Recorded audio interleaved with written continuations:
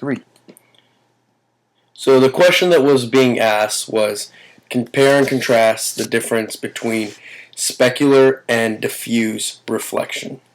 Now, all light reflects some way and somehow, and an average person can tell the difference if the reflection is perfect, or if you can't really see yourself, it's a little blurry from a mirror or from the water or somewhere else that's like a kind of a flat surface, enough for you to see yourself in a lens or mirror, water, or whatever.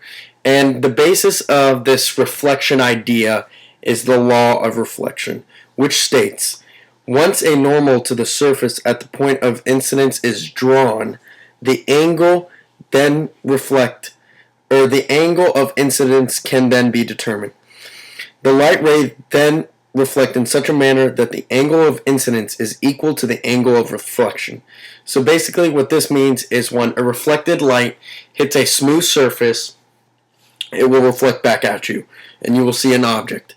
And there are two types of like reflection, two reflection types. The first one that we're going to be examining is specular reflection, which is when it hits a perfectly smooth surface. But I mean, there can be microscopic, divots and things in the surface, but on the big picture, it's pretty smooth.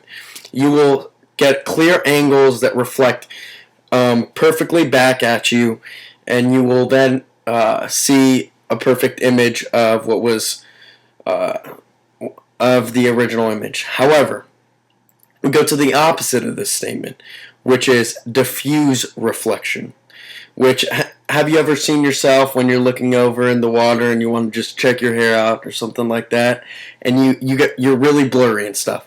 The reason for this is because the water levels are really disturbed, so the light or the light that comes into the water is diffused in different angles and stuff. So the resultant image is going to be very blurry and diffuse. So this is where the term diffuse reflection comes into play.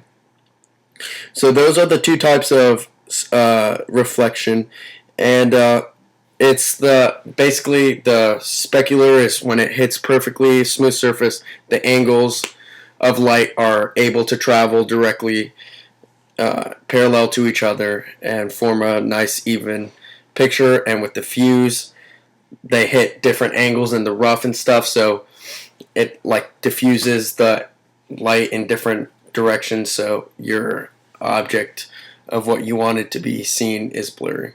And that's basically it.